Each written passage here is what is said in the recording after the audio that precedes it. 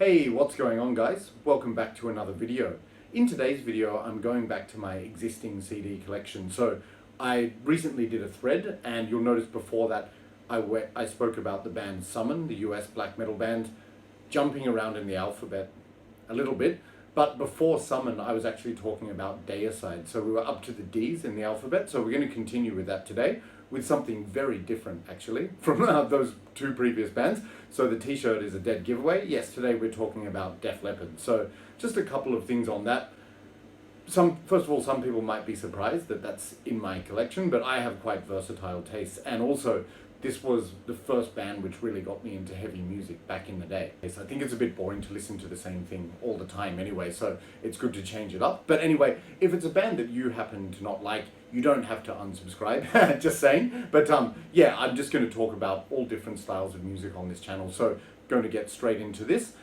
Just before I do, it's not the entire discography. In fact, far from it. I only own a few Def Leppard albums, the ones which are, to me, essential. But if you think I'm missing any really good ones, let me know, because I mean, I really do like this band quite a lot.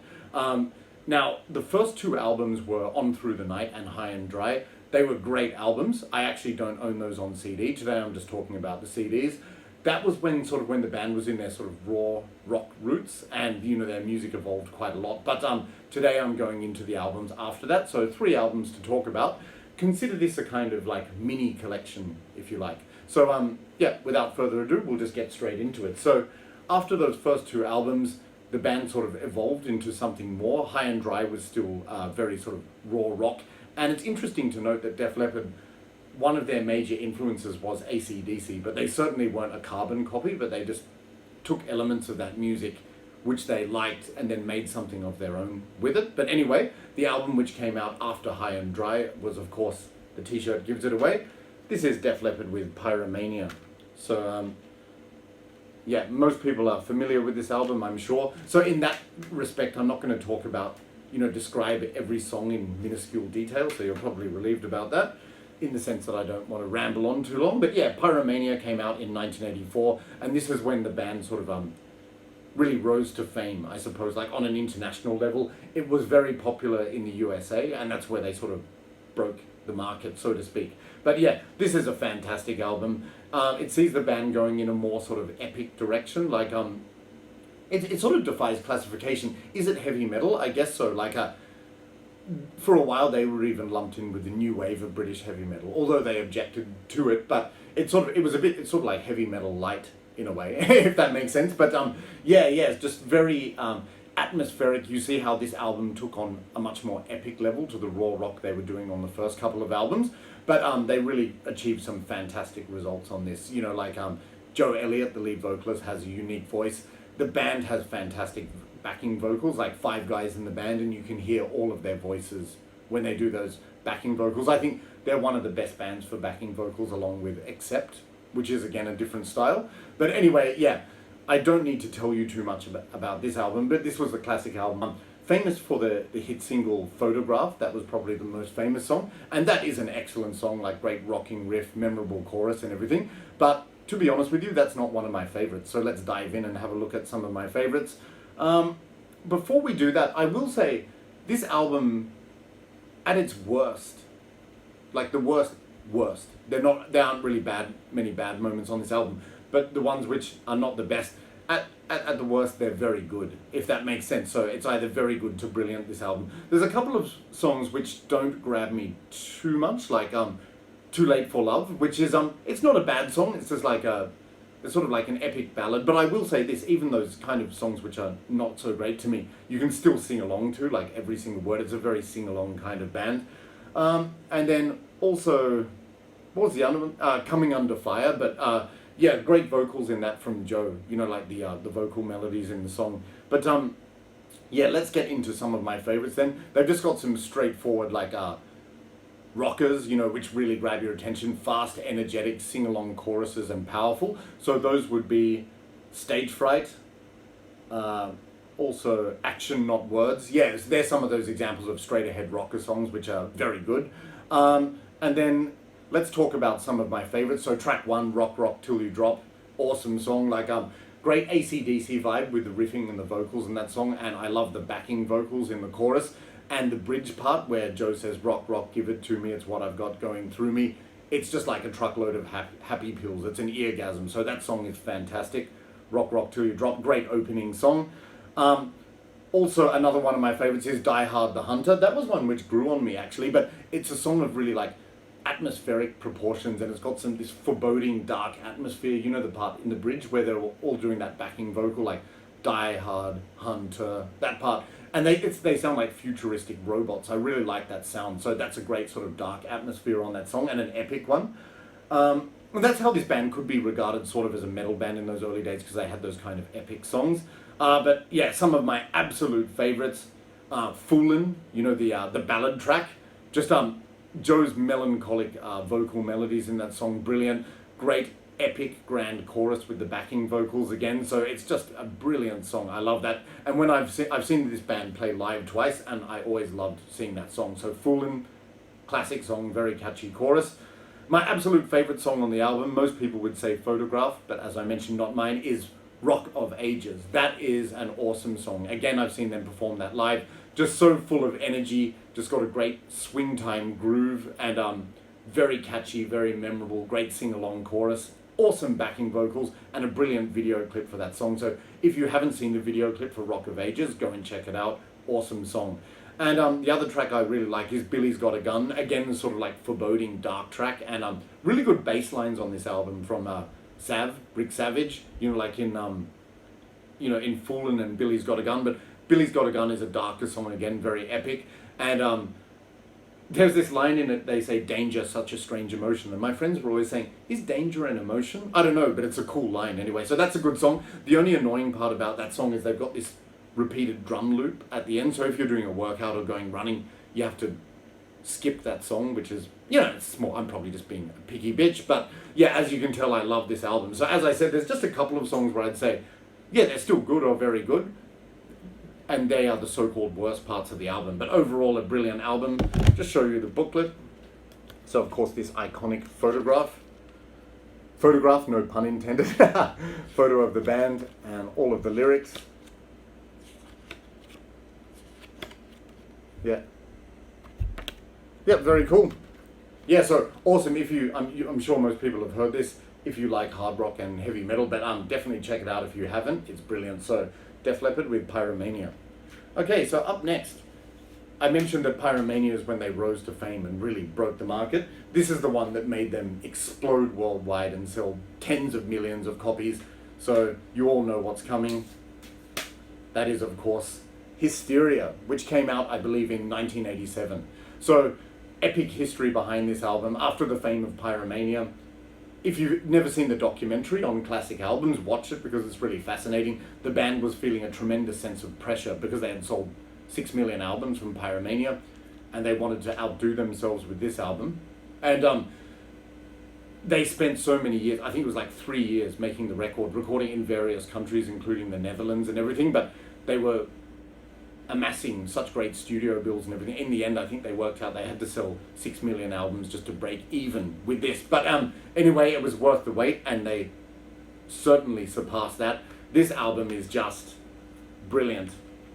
You know, like it is a 10 out of 10 album, or 12 out of 12, because there's 12 songs, but this says it all really. Like, of the 12 songs, 7 were smash hits, so they all broke the charts and were on the charts for a long time. So this album, let's see, sorry, thirsty work,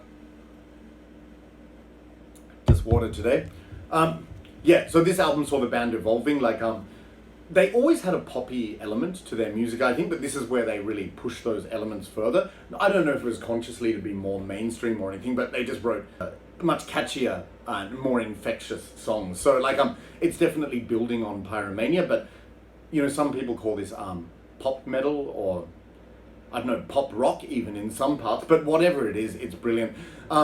It was characterized by like a lot of electronic elements and harmonized vocals done electronically perfectly. And I think on this album, the band, they were sort of aspiring to be the next Queen, you know, like from Bohemian Rhapsody and that kind of thing. Like in the songs like Rocket, you hear all the electronically arranged voices and everything, but it is a fantastic album. Like, whatever it is, it's unique, no other album really sounds like this, although it did influence other bands to experiment with this kind of sound, like Scorpions. But yeah, just a brilliant album. And this was the album which got me into the band.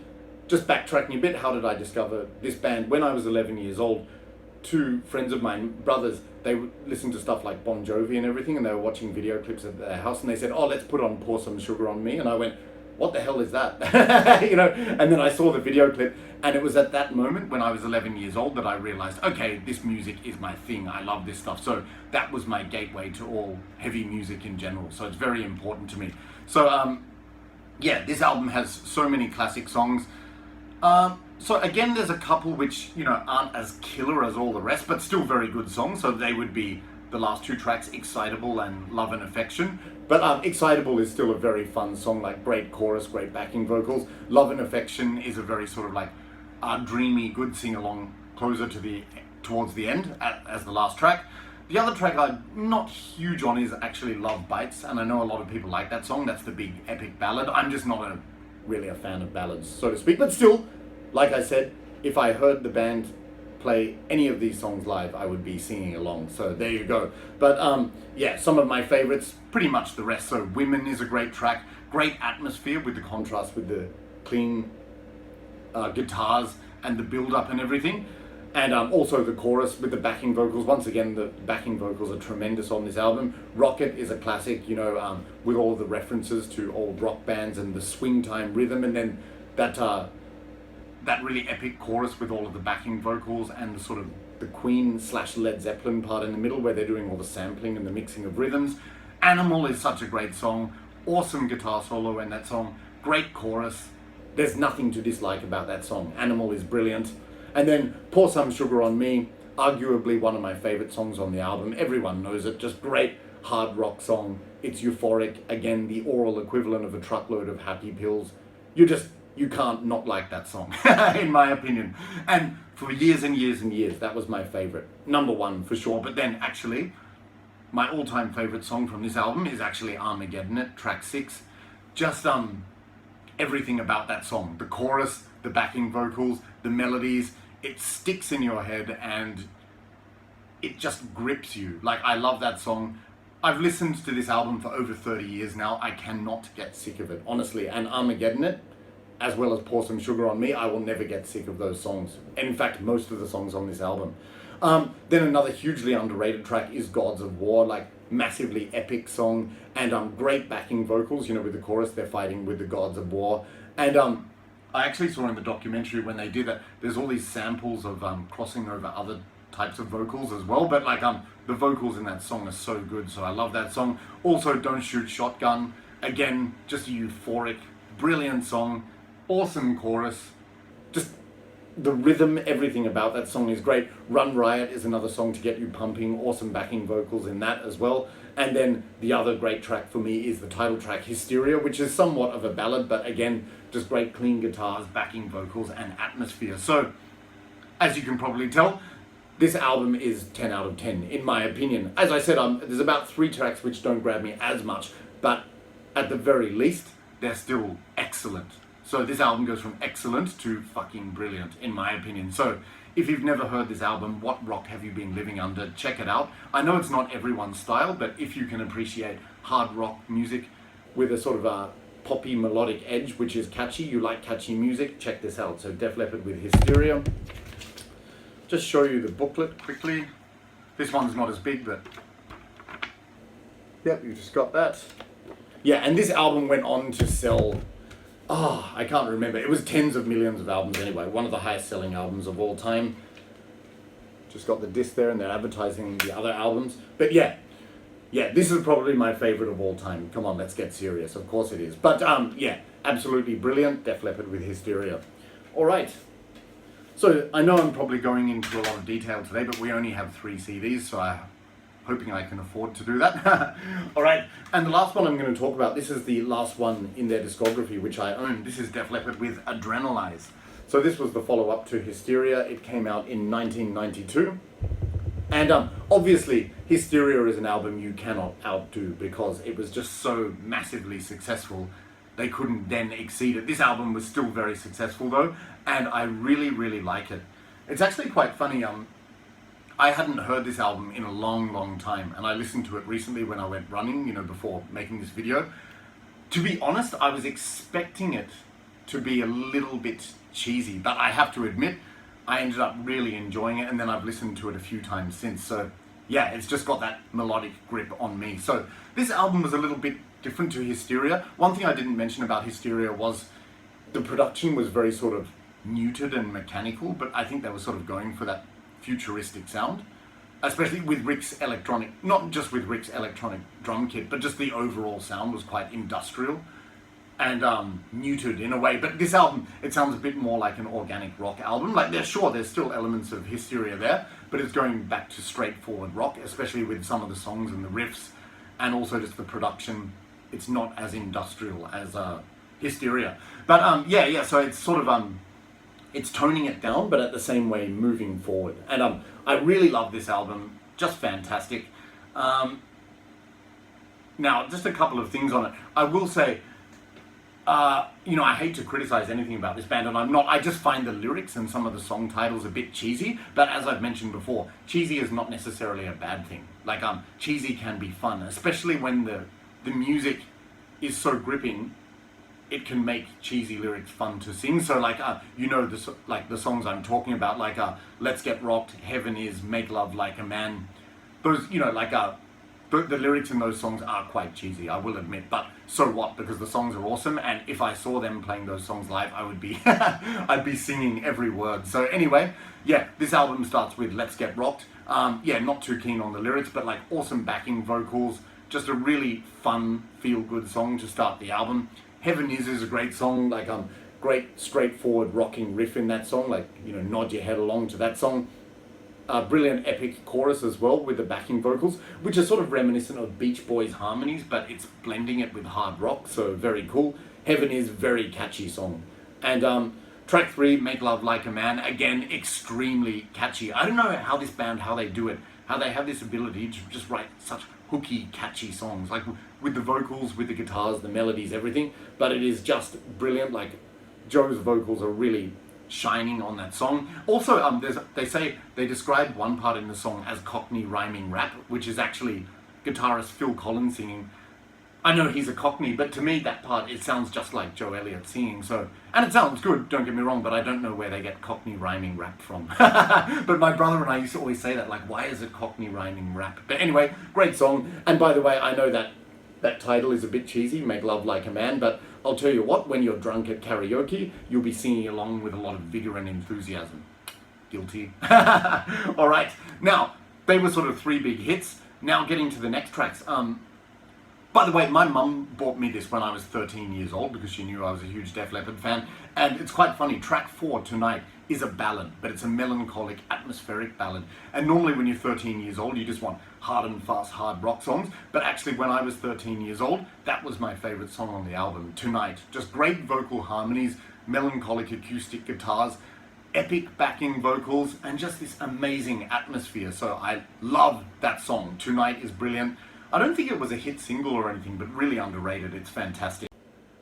Sorry guys, the video cut out there. I think my phone's short of memory. But yeah, as I said, I don't think Tonight was a hit single or anything, but really underrated. It's fantastic. Then track 5, White Lightning. This band shows how they're versatile. So the first few songs were like fun, feel-good songs. Then they had a sort of like thoughtful ballad. And then track 5, White Lightning, is a really dark song about heroin addiction, referring to their guitarist, Steeman Steve Clark, who actually died of that, you know, a couple of years before. Very tragic. Rest in peace, Steve. But that song is all about addiction. But it shows how they can write these really dark, atmospheric songs. Great backing vocals in that song. Yeah, so I would say Tonight and White Lightning are 2 of my favorite songs on the album, for sure. Then, before I revisited this recently, I used to think that I remembered side 2 being a bit too ballady. But I'll tell you what, maybe it's because when I was 13 years old, as I said, I wanted all songs to be rocking and hard and fast. But as you get older, you can appreciate slower songs and ballady stuff. So let's get into that. Like Stand Up, Kick Love Into Motion. Again, it's kind of a bit of a cheesy love song and everything, but like the melody is just so gripping. The backing vocals are so catchy. The chorus is amazing. Like I can't not sing along to that chorus. So there you go. And then also, Personal Property, that's more of a straight ahead rocker again. Again, kind of cheesy lyrics in that, like, stop looking at my woman or I'll beat you up kind of thing. I was like, whoa, Joe. But, you know, of course, the Darkness took that further many years later with Get Your Hands Off My Woman, You Motherfucker. But anyway, really good song, Personal Property. Like, that's sort of going back to their hard rock roots, I think. And now, have you ever needed someone so bad? I used to say I disliked that song. But again, with the backing vocals and the melodies in that song, it's actually really good. And it's sort of, I imagine that song as a soundtrack to when you've just had an argument with, or broken up with your girlfriend and you're feeling sad. Like, it could be a real life soundtrack to that, but really good song. And then they finish with a straightforward rocker, Tear It Down, which is a really euphoric track. So, yeah, as you can tell, there's no songs I dislike on this album at all. So it's sort of, revisiting it, I surprisingly really liked it a lot. So there you go. So that's Def Leppard with Adrenalize. Just show you the booklet. So we've got some history here. Of course, by this time, for this Wild, it was a 4-piece because Steve had passed away and they were still dealing with that. And then he was later replaced with Vivian Campbell, formerly of Dio. But yeah, great underrated album. Just have an open mind. I really like it. You know, just sing along, feel good, hard rock album, Def Leppard with Adrenalize. All right, guys, and that's it. So that's all I'm going to talk about because they're the only CDs I have. I do have High and Dry on vinyl, but I'll save that for another video because this video is talking about metal CD collections. So hope you don't mind. But yeah, as I said, people may be surprised that I like Def Leppard, but they're a very important band to me because it's what got me interested in this music, and I still love their music to this day. So obviously I don't own their full discography, far from it actually, but you know, I've heard people talk about other albums, some good, some bad. I think I really need to go and listen to them myself, but haven't got around to it, to be honest, which is just a shameful thing on my part, having liked this band for so long. But, you know, I've heard other people talk about them. But anyway, which albums by Def Leppard would you recommend after Adrenalize? I'm really keen to know. Thanks a lot, and I hope you enjoyed this video.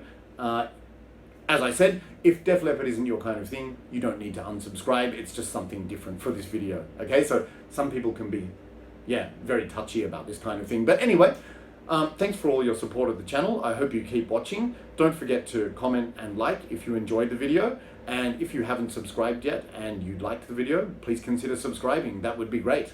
All right, guys, so I'm going to be back again soon. Have so much stuff to talk about, so I'm not done yet. So in the meantime, take care, stay safe, and I'll talk to you soon. Cheers.